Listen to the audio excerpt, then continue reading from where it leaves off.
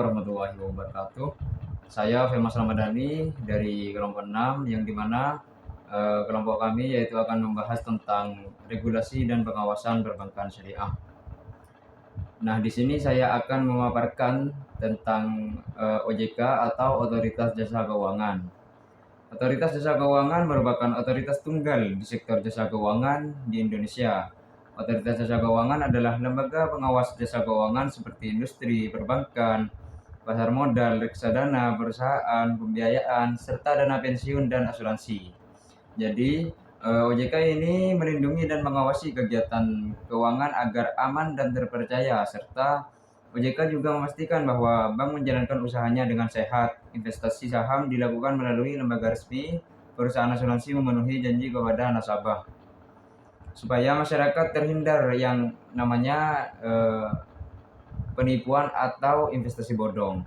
Nah, dengan begitu OJK dapat membantu menciptakan sistem keuangan yang stabil dan melindungi hak-hak konsumen.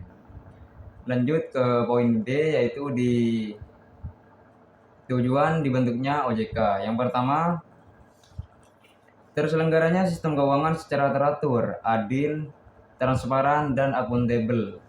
Maksudnya di sini yaitu dengan mewajibkan lembaga keuangan memiliki izin resmi, memperlakukan semua pelaku usaha secara setara, dan mengharuskan penyampaian informasi keuangan yang jelas kepada masyarakat, serta menindak tegas pelanggaran yang merugikan publik. Yang kedua yaitu mampu mewajibkan sistem keuangan yang tumbuh secara berkelanjutan dan stabil, yang dimana sistem keuangan bisa berkembang dengan baik supaya kedepannya bisa berjalan lebih baik lagi, serta menciptakan kestabilan di dalam sistem keuangan tersebut. Yang ketiga atau yang terakhir yaitu mampu melindungi kepentingan konsumen dan masyarakat. Baik, lanjut ke poin yang C, yaitu di peran OJK, yang dimana OJK ini berperan sebagai lembaga independen yang memiliki tugas utama dalam mengatur dan mengawasi seluruh kegiatan jasa keuangan, baik di sektor perbankan, pasar modal, maupun perasuransian dan lembaga jasa keuangan non-bank. Mungkin sekian penyampaian dari saya, kurang lebihnya mohon maaf. Untuk materi selanjutnya biar dilanjutkan oleh person tutor kedua dan ketiga. Terima kasih. Assalamualaikum warahmatullahi wabarakatuh. Baik, sebelumnya perkenalkan, nama saya Kamila Wiam. Di sini saya akan melanjutkan dari pembahasan sebelumnya, yaitu pada poin kedua, di mana materinya itu tentang peraturan terkait perbankan syariah. Nah, peraturan terkait perbankan syariah untuk sekarang ini sudah diatur pada Undang-Undang Republik Indonesia Nomor 21 Tahun 2008. Namun, sebelum adanya undang-undang tersebut, sebelumnya itu sudah diatur pada Undang-Undang Nomor 7 Tahun 1992, yang kemudian itu diubah pada Undang-Undang Nomor 10 Tahun 1998.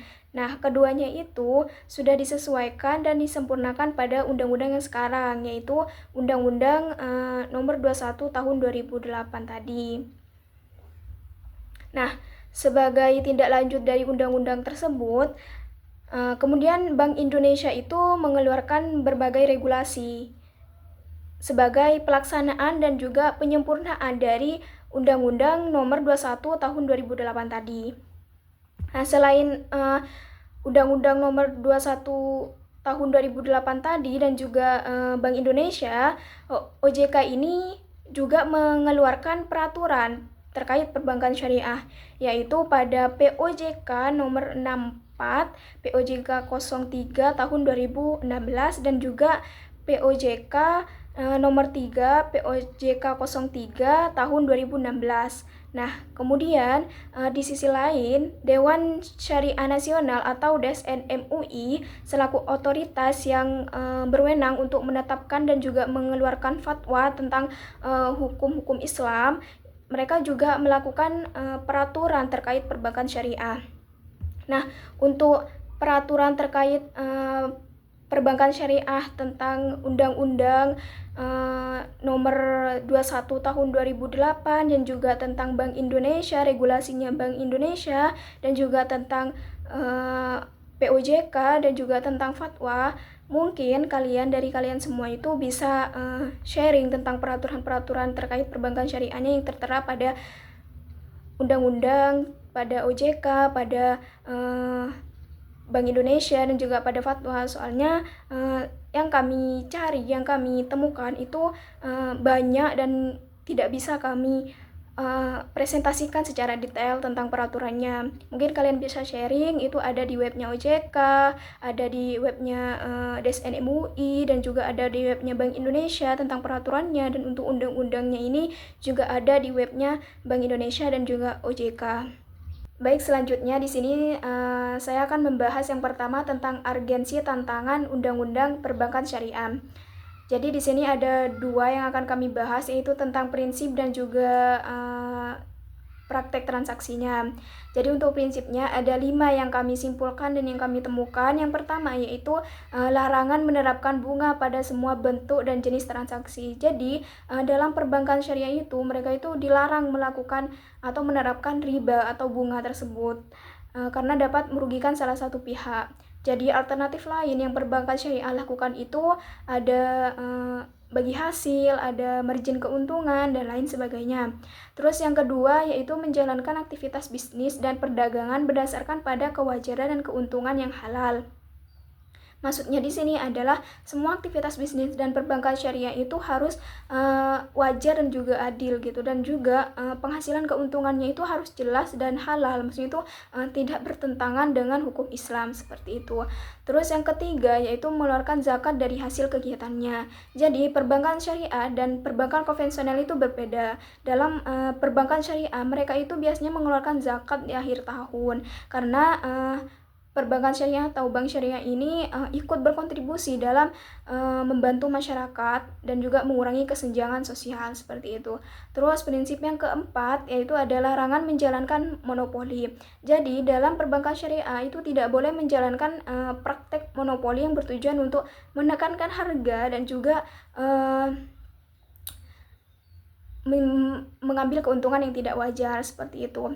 Terus prinsip yang terakhir yaitu bekerja sama dalam membangun masyarakat melalui aktivitas bisnis dan perdagangan yang tidak dilarang oleh Islam. Jadi perbankan syariah itu untuk membantu masyarakat seperti itu dalam aktivitas bisnisnya. Contohnya itu mereka itu tadi ada zakat, terus juga perdagangannya itu yang tidak dilarang oleh Islam. Jadi tidak ada penipuan ataupun ada riba seperti itu dalam perbankan syariah.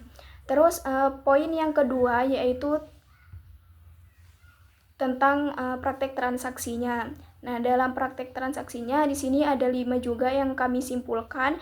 Yang pertama yaitu transaksi yang tidak mengandung riba. Yang kedua yaitu transaksi yang ditujukan untuk memiliki barang dengan cara jual yang beli, itu ada akad murabahah. Terus yang ketiga yaitu transaksi yang ditujukan untuk mendapatkan jasa dengan cara disewakan, itu ada akad ijarah. Terus yang keempat yaitu transaksi yang ditujukan untuk mendapatkan modal kerja dengan cara bagi hasil, itu ada akad mudharabah. Terus yang terakhir yaitu ada transaksi deposito, tabungan, giro yang imbalannya itu ada bagi hasil, itu ada transaksi akadnya itu ada mudharabah tadi. Terus dan kalau transaksi titipannya itu ada akadnya itu ada wadiah. Seperti itu. Baik, selanjutnya di sini akan membahas tentang poin yang kedua yaitu perbankan syariah dalam peraturan Bank Indonesia. Jadi, peraturan Bank Indonesia atau PBI ini lahir setelah 1 November tahun 2004 yang harus disesuaikan dengan ketentuan dalam Undang-Undang Nomor 10 Tahun 2004 karena PBI ini tidak termasuk dalam hierarki hukum nasional. Nah, dalam Undang-Undang Perbankan Syariah itu biasanya banyak pasal-pasal yang memerintahkan seperti ini. Ketentuan lebih lanjut mengenai hal tertentu diatur dalam PBI atau Peraturan Bank Indonesia. Nah, berapa peraturan Bank Indonesia dalam perbankan ini? Ada banyak, tapi yang kami cantumkan itu ada 3. Yang pertama yaitu PBI nomor 6/24 tahun 2004 tentang bank umum yang melaksanakan kegiatan usahanya berdasarkan prinsip syariah. Terus yang kedua itu PBI nomor 7/35 tahun 2005 itu tentang perubahan atas peraturan Bank Indonesia nomor 6/24 tahun 2004 tadi. Terus yang ketiga atau yang terakhirnya itu tentang PBI nomor 9/19 tahun 2004 tentang pelaksanaan prinsip syariah dalam kegiatan penghimpunan dana dan penyaluran dana serta pelayanan jasa bank syariah. Itu yang bisa kami cantumkan. Jadi itu yang bisa saya jelaskan atau yang bisa saya paparkan. Kurang lebihnya mohon maaf. Baik, assalamualaikum warahmatullahi wabarakatuh. Di sini saya sebagai penyaji ketiga, izinkan saya untuk melanjutkan penjelasan dari penyaji dua tadi. Nah, dan di sini saya akan menjelaskan tentang tantangan dan peluang pengembangan perbankan syariah. Di sini ada 3 aspek. Yang pertama itu aspek sosial, yang kedua itu aspek ekonomi, dan yang ketiga itu aspek lingkungan. Nah, yang pertama tadi kan aspek sosial. Jadi perbankan syariah itu ketika menghadapi tantangan karena banyak masyarakat yang masih belum paham tentang keuangan syariah, dan juga perbankan syariah di sini belum juga mengadakan aturan yang seragam dalam menjalankan operasionalnya itu. Namun tantangan ini bisa diatasi dengan memanfaatkan peluang lewat edukasi dan sosialisasi kepada masyarakat. Dengan begitu masyarakat tidak hanya lebih mengenal perbankan syariah, tetapi masyarakat itu juga akan paham tentang tantangan-tantangan ekonomi secara umum, yang dimana mendukung pembangunan ekonomi yang berkelanjutan dan bernilai sosial, seperti itu. Baik, kita lanjut ke aspek yang kedua, yaitu aspek ekonomi. Jadi tantangan yang dihadapi perbankan syariah dalam pembiayaan kelanjutan yaitu mengenai pengambilan keputusan investasi dan juga pembiayaan, yang dimana harus ada kejelasan dari ruang lingkup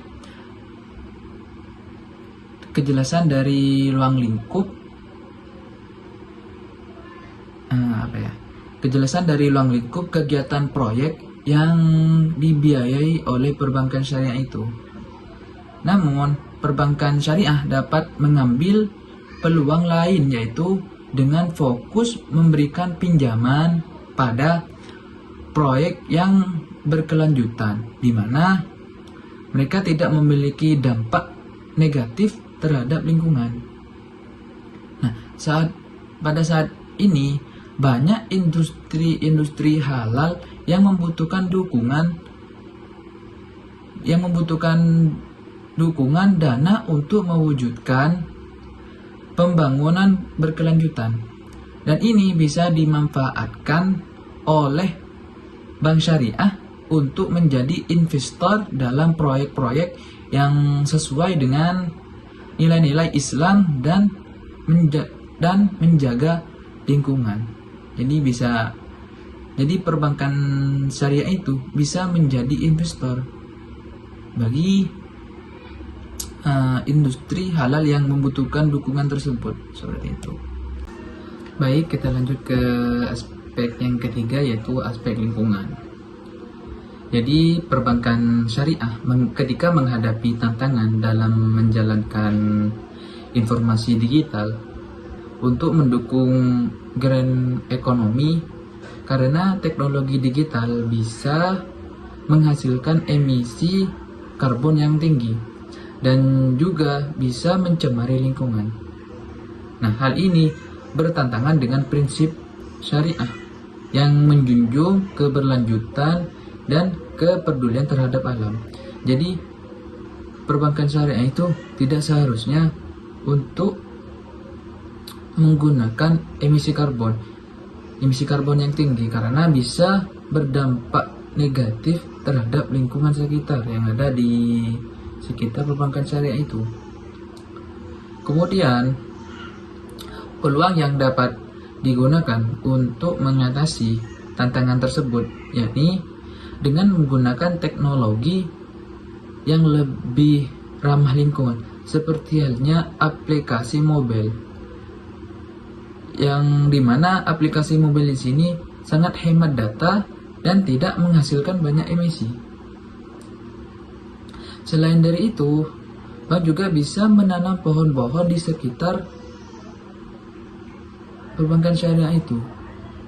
Seperti halnya pohon-pohon yang bisa ditanami atau bisa ditanam di sekitar perbankan syariah itu, seperti halnya pucuk merah ataupun pohon palem di sekitar perbankan syariah itu, atau di sekitar kantor-kantor perbankan syariah itu.